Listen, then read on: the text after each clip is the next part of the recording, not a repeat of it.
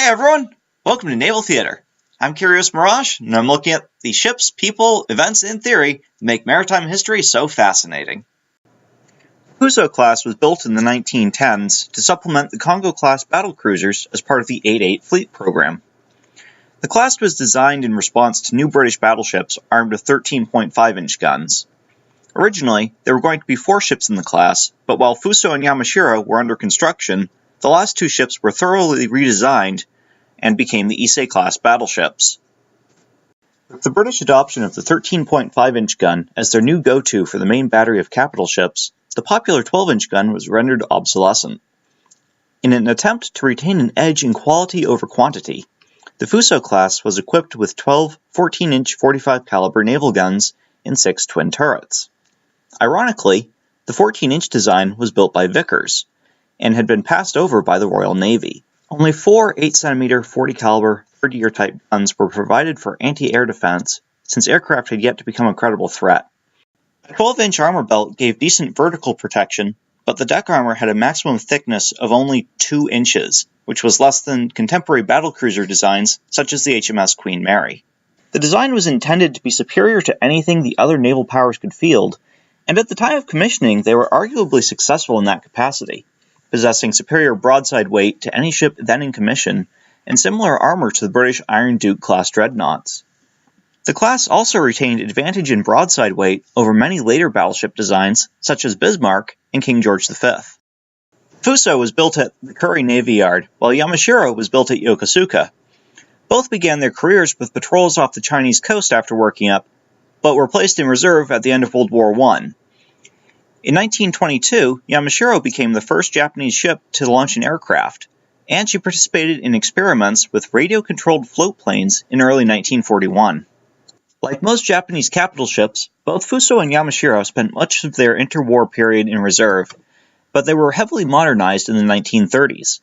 Fuso was taken in from April 1930 to May 1933, and Yamashiro from December 1930 to March 1935. Both ships received mainly the same work done, focusing on an improved power plant, burning all oil rather than the coal-oil mix of the original, and heavier torpedo and anti-aircraft defense. The main difference between the two also became the main method of telling them apart. Yamashiro had a larger pagoda-style foremast, so her number 3, or P turret, stowed pointing towards her stern, while Fuso's now stowed forward. Fuso and Yamashiro spent most of their careers in lethargic states, as the Imperial Japanese Navy considered them outdated compared to most other battleships of the world. Yamashiro was flagship of the combined fleet while the Nagato-class underwent modernization, and Fuso was briefly deployed to China in 1939. They took no part in Japan's opening moves during World War II, sitting in the inland sea as a reserve unit. Both were part of the main body during the Battle of Midway, but saw no combat.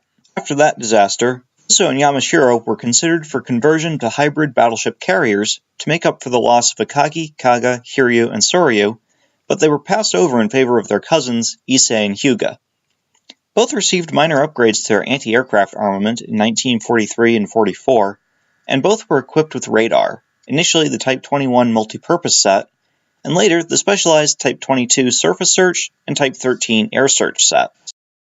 Fuso and Yamashiro were finally given a chance to fight when the Americans invaded the Philippines in October 1944. Forming the core of the Southern Force, they attempted to penetrate the Surigao Strait on the night of 24-25 October. The force was ambushed by Allied surface ships, and both battleships were sent to the bottom, Fuso by torpedo hits and Yamashiro by concentrated gunfire.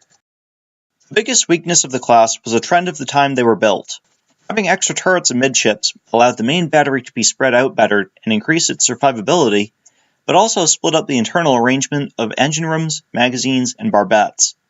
This in turn forced the armor to be spread thinner to cover a larger area, and contributed to weak torpedo defenses, which the IJN attempted to remedy during the major refits in the 1930s. A little extra horizontal protection wouldn't have hurt either, but they never really had the chance to be subjected to plunging shellfire or dive bombers. The anti-aircraft defenses were, like all Japanese warships, inadequate, especially compared to their American adversaries. But again, they spent so much time at home, there was never much need to have it bolstered. I hope you enjoyed this video. If you have any questions, please leave a comment, and I'll be happy to try to answer them.